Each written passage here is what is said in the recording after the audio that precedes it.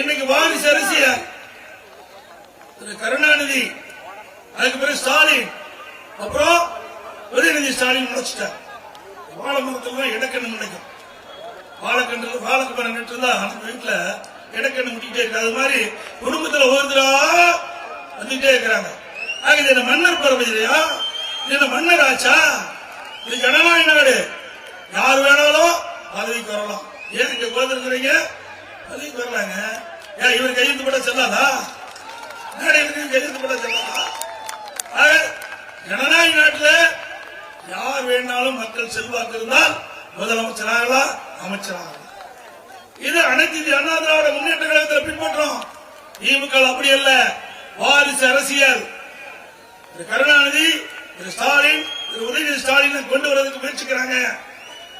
ஆக அதை தடுத்து நிறுத்த வேண்டிய தேர்தல் இந்த நாடாளுமன்ற தேர்தல்.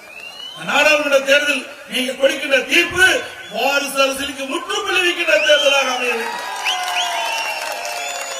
அப்பதான் தமிழ்நாட்டை காப்பாற்ற முடியும். என்ன தகுதி இருக்குது சொல்லுவாங்க? திரு ஸ்டாலினுக்கே ஒண்ணும் கிடையாது. அவர் பொம்மை முதலமைச்சர், திறமையற்ற முதலமைச்சர். இந்த பொம்மைக்கு சாவி கொடுத்தா அந்த குழந்தைகள் எல்லாம் பொம்மை வாங்கிட்டு வருவோம். பொம்மை வாங்கிட்டு வந்து அந்த குழந்தை வேடிக்கை பார்க்கும்போது அது சாவி கொடுத்தா அந்த குழந்தை டக்கு டக்கு டக்குன்னு கையை தட்டும்.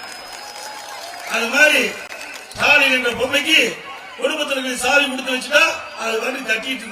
அப்படிப்பட்ட முதலமைச்சர் தான் தமிழ்நாடு முதலமைச்சர். அவருடைய மகன் உதயநிதி ஸ்டாலின், அவருக்கு என்ன தகுதி இருக்குது சொல்லுங்க? குடும்பத்தில் அவர் ஒரு உறுப்பினர். திரு ஸ்டாலினுடைய மகன், திரு கருணாநிதியுடைய பேர்.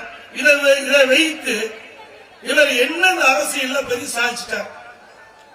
குடும்பத்தில் இருக்கிற காரணத்தினால அவரை முன்னிலை நிறுத்துறாங்க. ஏன் திமுக ஆளே இல்லையா?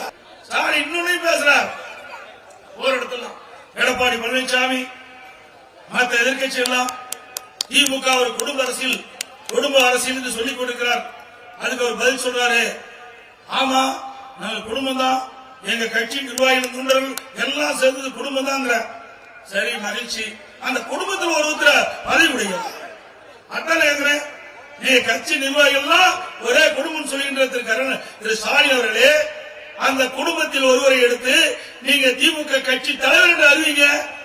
அடுத்து எனக்கு முன்னாடி அவர் முதலமைச்சர் வரும் சொல்லுங்க, நாங்க ஏத்துக்கிறோம். அதெல்லாம் சொல்லவே மாட்டாங்க. ஏன்னா நிர்வாகி தொண்டர் உழைக்கிறதுக்கு பிறந்தவர்கள். ஆனா குடும்பத்தை சேர்ந்தவர்கள் ஆட்சி அதிகாரம் அனுபவிக்க வேண்டும், அதுக்கு பிறந்தவர்கள்.